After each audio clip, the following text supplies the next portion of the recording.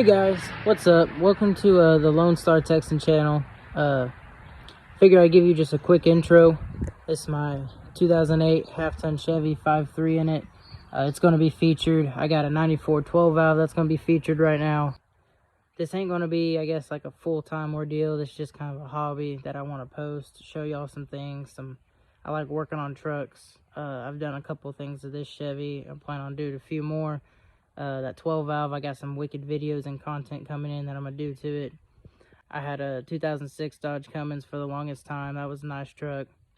Share the videos. It's more of an informational ordeal for stuff people don't know. If they need help working on something, I know we're all YouTube fanatics, YouTube mechanics. So like I said, thanks for watching, and I'll catch y'all later.